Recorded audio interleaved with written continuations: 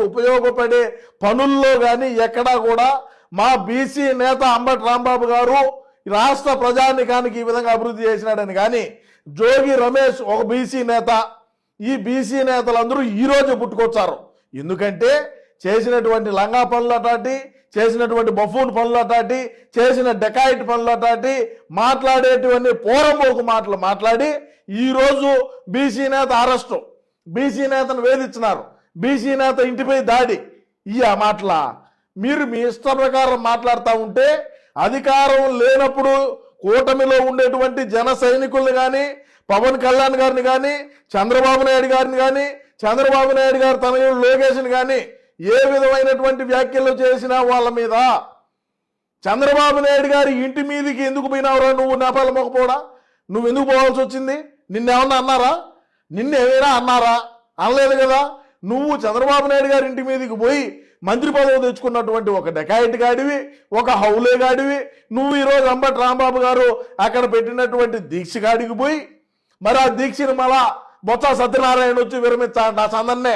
మరి ప్రభుత్వం వారు వచ్చి ఏమి చెప్పినారు? లేదు పోలీస్ అధికారులు వచ్చి ఏమన్నా చెప్పినారా? ఎవరన్నా ఏమన్నా చెప్పినారా? ఇది ఒక ప్యాషన్ అయిపోతుంది.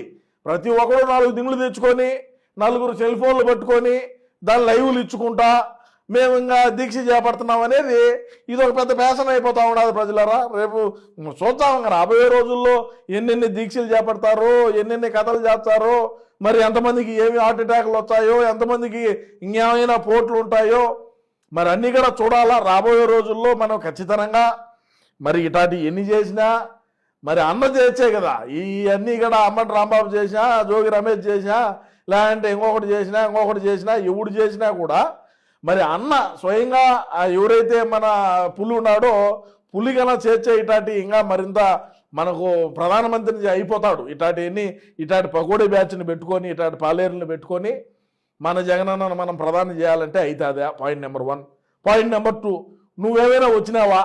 ఈరోజు అంబటి రాంబాబు మీద నీకు అంత ప్రేమ, అంత అభిమానం, అంత దయ, అంత జాలి ఉంటే అంబటి రాంబాబు పెట్టినటువంటి దీక్ష కాడికి నువ్వు వచ్చి సంఘీభావం తెలియజేసావా జగనన్న?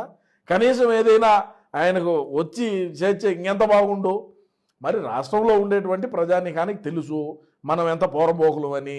సరే ఏది ఏమైనప్పటికీ కూడా మరి ఏదో జరిగిపోయింది, మాకు ఏదో జరిగిపోయిందని రాష్ట్రంలో ఉండేటువంటి ప్రజానీకాన్ని నమ్మించేటువంటి ప్రక్రియలో భాగంగా ఇటువంటి దీక్షలు రాబోయే రోజుల్లో మరిన్ని కూడా పుట్టుకొచ్చాయని చెప్పి ఏది ఏమైనా అంబటి రాంబాబు గారు చేసినటువంటి దీక్ష పైన మీ అమూల్యమైన అభిప్రాయాన్ని తప్పకుండా కామెంట్ రూపంలో తెలియజేయండి ప్రజలారా. నమస్కారం.